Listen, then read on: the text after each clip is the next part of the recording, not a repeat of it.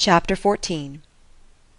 During dinner Mr. Bennet scarcely spoke at all, but when the servants were withdrawn, he thought it time to have some conversation with his guest, and therefore started a subject in which he expected him to shine, by observing that he seemed very fortunate in his patroness. Lady Catherine de Bourgh's attention to his wishes, and consideration for his comfort, appeared very remarkable. Mr. Bennet could not have chosen better. Mr. Collins was eloquent in her praise. The subject elevated him to more than usual solemnity of manner, and with a most important aspect he protested that he had never in his life witnessed such behaviour in a person of rank, such affability and condescension, as he had himself experienced from Lady Catherine. She had been graciously pleased to approve of both of the discourses which he had already had the honour of preaching before her. She had also asked him twice to dine at Rosings, and had sent for him only the Saturday before to make up her pool of quadrille in the evening. Lady Catherine was reckoned proud by many people he knew, but he had never seen anything but affability in her. She had always spoken to him as she would to any other gentleman. She made not the smallest objection to his joining in the society of the neighbourhood, nor to his leaving the parish occasionally for a week or two, to visit his relations. She had even condescended to advise him to marry as soon as he could, provided he chose with discretion, and had once paid him a visit in his humble parsonage, where she had perfectly approved all the alterations he had been making, and had even vouchsafed to suggest some herself, some shelves in the closet upstairs. "That is all very proper and civil, I am sure," said Mrs. Bennet, "and I dare say she is a very agreeable woman. It is a pity that great ladies in general are not more like her. Does she live near you, sir?" "The garden in which stands my humble abode is separated only by a lane from Rosings Park, her ladyship's residence."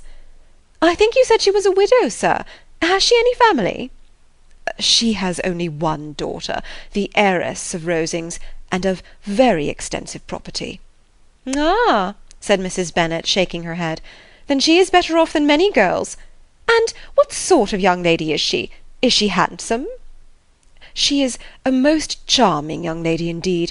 Lady Catherine herself says that, in point of true beauty, Miss de Bourgh is far superior to the handsomest of her sex, because there is that in her features which marks the young lady of distinguished birth. She is unfortunately of a sickly constitution, which has prevented her from making that progress in many accomplishments which she could not have otherwise failed of, as I am informed by the lady who superintended her education, and who still resides with them. But she is perfectly amiable, and often condescends to drive by my humble abode in her little phaeton and ponies." "Has she been presented? I do not remember her name among the ladies at court." "Her indifferent state of health unhappily prevents her being in town, and by that means, as I told Lady Catherine one day, has deprived the British court of its brightest ornament. Her ladyship seemed pleased with the idea, and you may imagine that I am happy on every occasion to offer those little delicate compliments which are always acceptable to ladies. I have more than once observed to Lady Catherine that her charming daughter seemed born to be a duchess, and that the most elevated rank, instead of giving her consequence, would be adorned by her. These are the kind of little things which please her ladyship, and it is a sort of attention which I conceive myself peculiarly bound to pay." "You judge very properly," said Mr. Bennet, "and it is happy for you that you possess the talent of flattering with delicacy. May I ask whether these pleasing attentions proceed from the impulse of the moment, or are they the result of previous study?" "They arise chiefly from what is passing at the time, and though I sometimes amuse myself with suggesting and arranging such little elegant compliments as may be adapted to ordinary occasions, I always wish to give them as unstudied an air as possible." Mr. Bennet's expectations were fully answered. His cousin was as absurd as he had hoped, and he listened to him with the keenest enjoyment, maintaining at the same time the most resolute composure of countenance, and, except in an occasional glance at Elizabeth, requiring no partner in his pleasure. By tea-time, however, the dose had been enough, and Mr. Bennet was glad to take his guest into the drawing-room again, and when tea was over, glad to invite him to read aloud to the ladies.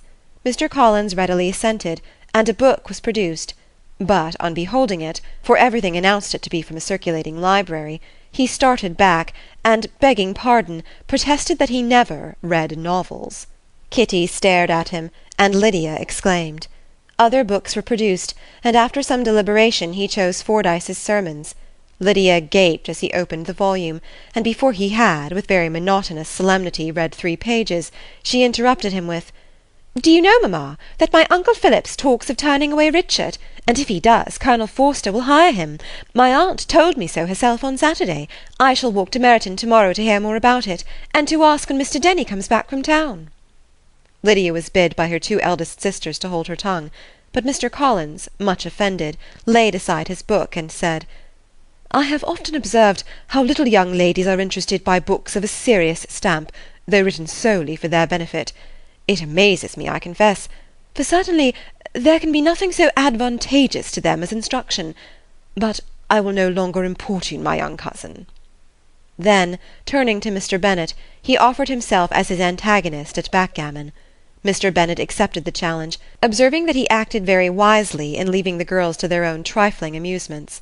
Mrs. Bennet and her daughters apologized most civilly for Lydia's interruption, and promised that it should not occur again, if he would resume his book. But Mr. Collins, after assuring them that he bore his young cousin no ill will, and should never resent her behaviour as any affront, seated himself at another table with Mr. Bennet, and prepared for backgammon. Chapter 14